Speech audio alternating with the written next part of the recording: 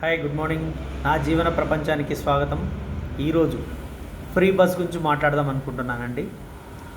ప్రజలు నా మాటలు మీకు కొంతమందికి ఇబ్బంది కావచ్చు, క్షమించాలి ముందే. కాకపోతే ఆర్థికంగా మన గవర్నమెంట్ మనం ప్రజలం సపోర్ట్ ఇస్తేనే 10 రూపాయలు మన రాష్ట్రానికి మిగులుబాటు అవుతుంది. అప్పుల పాలు కాకుండా ఉంటాయి. అప్పుల పాలు కాకుండా మన ప్రజలు, మనం యువత, మన పిల్లల చదువులు అన్నీ జరగాలి అంటే ముఖ్యమంత్రికి మనం సపోర్ట్ ఇవ్వాలి. ముఖ్యమంత్రి రేవంత్ రెడ్డి గారు ఫ్రీ బస్సుకి ఒక సిస్టమ్ ఏర్పాటు చేయండి. తెల్ల రేషన్ కార్డు ఉన్న వాళ్ళకు మాత్రమే ఫ్రీ బస్. ఎందుకంటే మిగతా వాళ్ళకు ఇన్కమ్ ట్యాక్స్ ఉంటాయి. వాళ్ళ ఫ్యామిలీస్ ఏదో విధంగా డబ్బు సంపాదిస్తుంటారు, ఇన్కమ్ ట్యాక్స్ కడుతుంటారు, వాళ్ళ దగ్గర డబ్బులు ఉంటాయి. అలాగే గవర్నమెంట్ ఎంప్లాయీస్ వాళ్ళ మిస్సెస్లు కూడా వాళ్ళకి అవసరం లేదు, వాళ్ళ గవర్నమెంట్ జీతాలు వస్తున్నాయి కాబట్టి వాళ్ళు ఎలాగైనా డబ్బులు కట్టేసి బస్ ఎక్కుతారు. అలాంటి అందరికీ మీరు ఫ్రీ బస్ పెట్టడం కరెక్ట్ కాదు. ఒక పేద ప్రజల కోసం అని పెట్టాలి. మనము ఆ విధంగా అయితేనే 4 రూపాయలు బస్సు తరపున కూడా దొరుకుతుంది.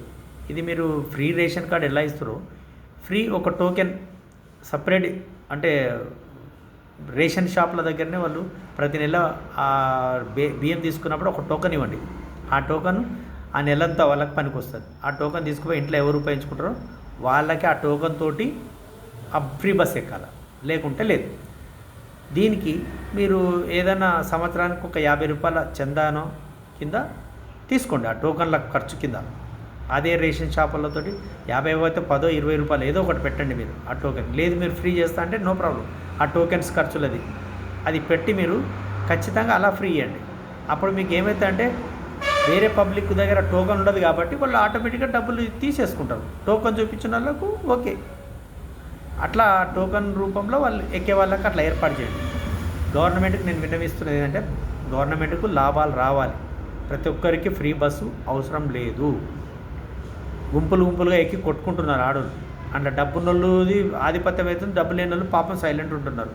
వాళ్ళ నోరు ఎక్కువవుతున్నది. డబ్బున్నోళ్ళ సీటు కోసం కొట్లాట, మిగతా ఆడోళ్ళ మీద దుంకులాట, బలం ఉన్నది ఇది అవుతుంది. అదే టోకెన్ ఉందనుకో వాళ్ళు నోరు మూస్తారు.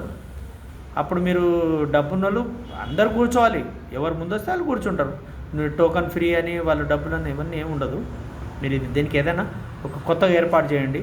ముఖ్యమంత్రి గారికి విన్నపించుకుంటున్నానండి. Thank you.